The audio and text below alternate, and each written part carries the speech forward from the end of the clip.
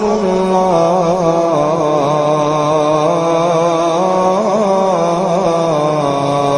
أكبر۔ دنیا پہ یہ قانون مروج رہا ہے کہ نظر منظر کی تعریف کرتی، ناظر منظر کو بیان کرتا ہے۔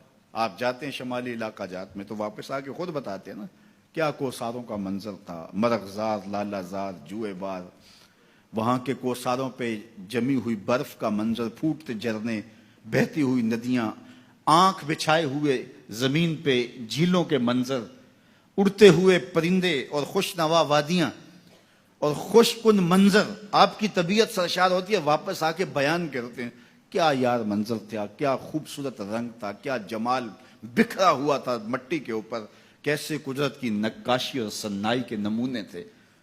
اور آپ جب بھی کوئی منظر دیکھتے ہیں، یہ منظر تو چلو کوساروں کا منظر ہے، اللہ آپ کو جلد منظر نصیب کرے کہ گنبد رسول سامنے ہو، روضہ اقدس سامنے ہو، تو واپس جب آتے ہیں تو سننے کے لیے کان بےتاب ہوتا ہے اور آپ کی زبان بولنے کے لیے بےتاب ہوتی ہے۔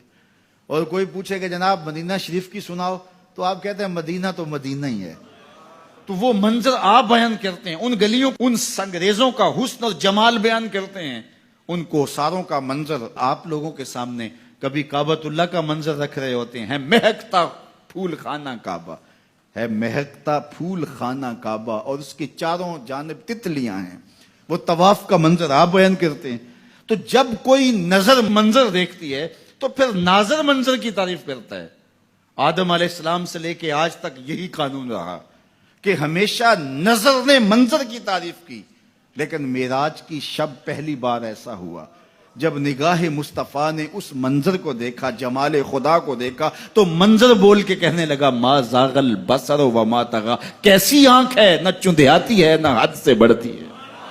یہ پہلی مرتبہ منظر نے نظر کی تعریف کی ہے۔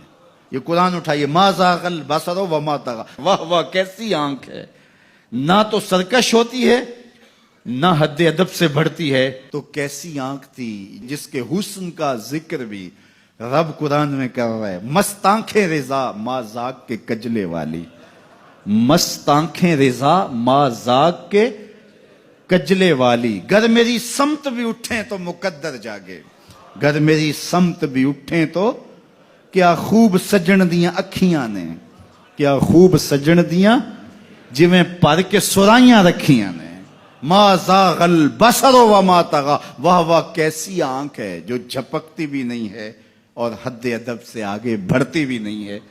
اچھا میں آپ سے پوچھتا ہوں کہ آپ جب خواب دیکھتے ہیں آپ کی آنکھیں کھلی ہوتی ہیں یا بند ہوتی ہیں؟ خواب تو نابینا بھی دیکھ سکتا ہے، جس کی نظر پر پٹیاں باندھ دی جائیں اور کالا موتیا بھی اتر آئے، خواب تو وہ بھی دیکھ سکتا ہے۔ خواب کا تعلق اس آنکھ سے نہیں ہوتا۔ اب معراج کو جو کہتے ہیں خواب تھا جو حضور نے دیکھا، جب خواب تھا تو حضور کی آنکھوں کا ذکر کہاں سے آ گیا؟ واہ واہ کیسی آنکھ ہے، نہ جھپکتی ہے نہ حد سے آگے گزرتی ہے۔ دنیا کو بتا دیا یہ خواب سے نہیں دیکھا تھا، یہ کھلی آنکھوں سے دیکھا تھا، یہ کھلی آنکھوں سے دیکھا تھا، یہ منظر جمال کھلی آنکھوں سے دیکھا تھا۔ اس لیے بار بار ذکر آنکھوں کا کیا جا رہا ہے، کیسی آنکھ ہے، نہ جھپکتی ہے نہ حد سے آگے گزرتی ہے۔ تو معلوم ہوا کہ یہ کس نے دیکھا تھا؟ مصطفیٰ کی آنکھ نے دیکھا تھا۔ اللہ اکبر۔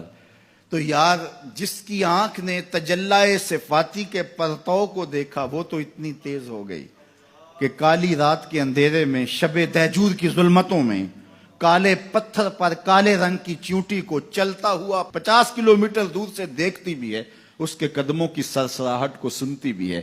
اور جس نے تجلی ذاتی کو دیکھا اور آنکھ بھی نہیں جھپکی، اس محمد عربی کی نگاہوں کا عالم کیا ہوگا۔